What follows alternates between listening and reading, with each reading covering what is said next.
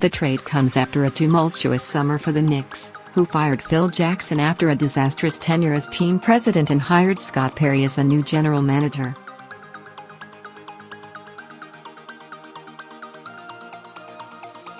It became increasingly clear that Perry, along with Steve Mills, who was promoted to team president in the wake of Jackson's departure, wanted to move on from Anthony.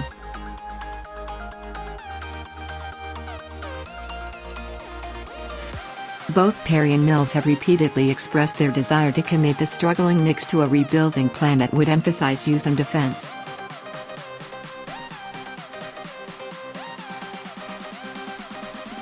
Although they did not say so directly, that description seemed to leave no role for the 6'8" Anthony, who has never been much of a defender and is fairly old by basketball standards.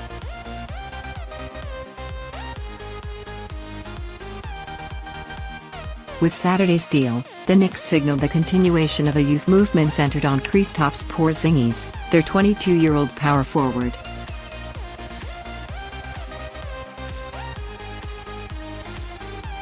But their defense remains in some doubt. Kanter, a 25-year-old center from Turkey, averaged 14.3 points in 21.3 minutes a game for the Thunder last season.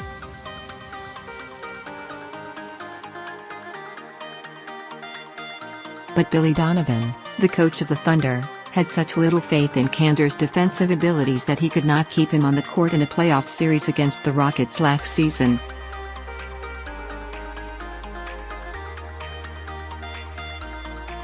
In May, Kanter made international headlines when he was detained in Romania after the Turkish government cancelled his travel documents.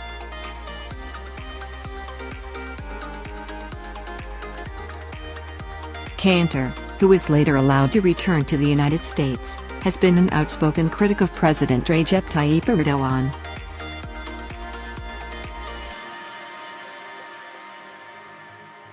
Shortly after news of the trade broke, Kanter posted a heartfelt farewell to Oklahoma City.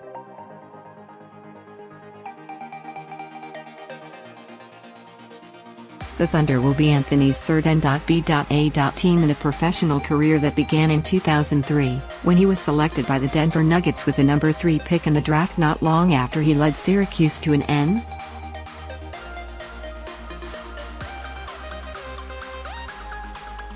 NCAA championship as an 18-year-old freshman. Anthony went on to spend 7.5 seasons with the Nuggets before forcing a trade to the Knicks in February 2011.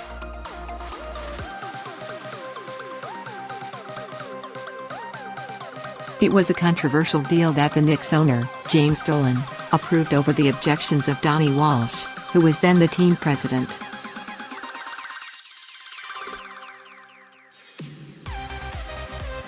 Walsh did not want to surrender so many players to acquire Anthony when the Knicks could have simply waited a few more months and tried to sign him as a free agent.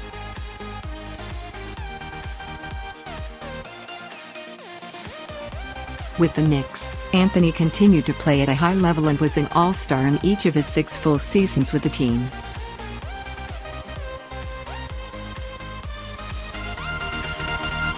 He appeared in 412 regular season games for them, averaging 24.7 points, 7 rebounds and 3.2 assists while shooting 44.3% from the field and 36.9% from three-point range.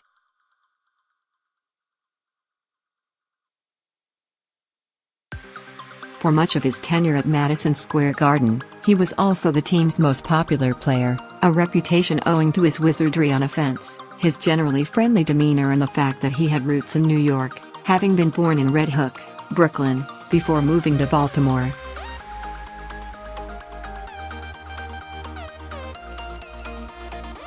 Still, he had his detractors, too, including many fans and coaches, who believed he was too focused on manufacturing shots for himself rather than creating for his teammates.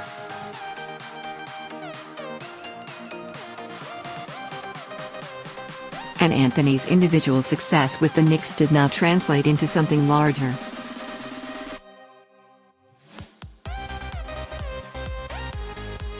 He led them into the playoffs 3 times, but only once, in 2013, was he able to get them past the 1st round.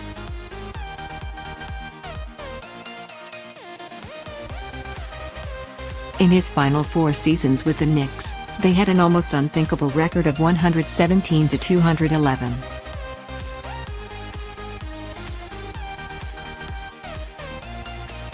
Amid this long stretch of futility, Anthony underwent knee surgery in February 2015 and missed the remainder of that season.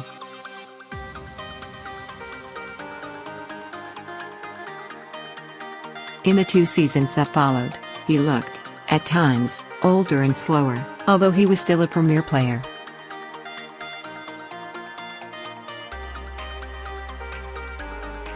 He also became an increasingly unhappy one under Jackson, who wanted the Knicks to employ the triangle offense he had used in winning a record 11 championships as an end.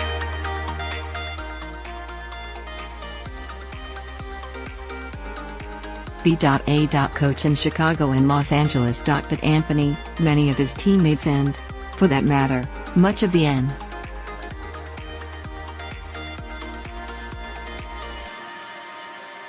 B.A. felt the intricacies of the triangle were out of date in a league that was beginning to emphasize high-tempo play, as exemplified by the Warriors.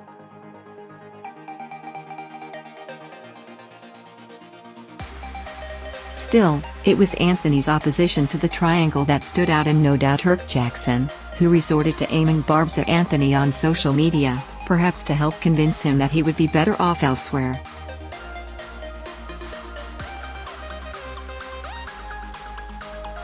Instead, it was Jackson who was forced out, in part because of the rift he created with Anthony, as well as a separate one that arose between Jackson and the Knicks' other standout player, Porzingis.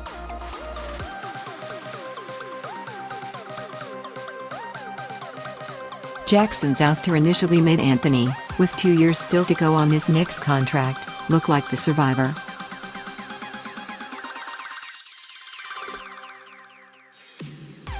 But Mills, who had spent 3 seasons working under Jackson, had other ideas. First, he spent an enormous amount of money to reacquire Tim Hardaway Jr.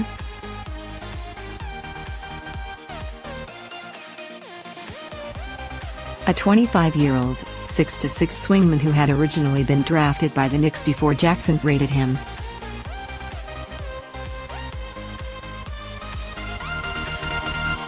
Hardaway gave Mills a player with offensive skills that could help make up for the void left by Anthony's departure.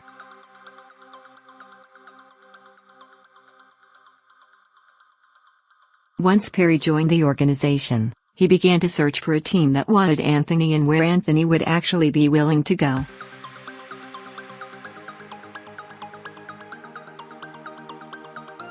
He found a landing spot in Oklahoma City, which has a dynamic offense led by Westbrook and a top-shelf scorer in George, whom the Thunder acquired in an off-season trade with the Indiana Pacers.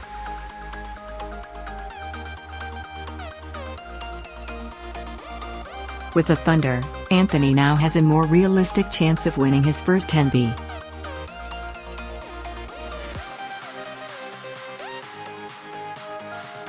championship. Although the Warriors remain an imposing obstacle. As for the Knicks, Anthony leaves behind a ragged trail of brilliant and disappointing moments, all of it colored by seemingly endless dysfunction.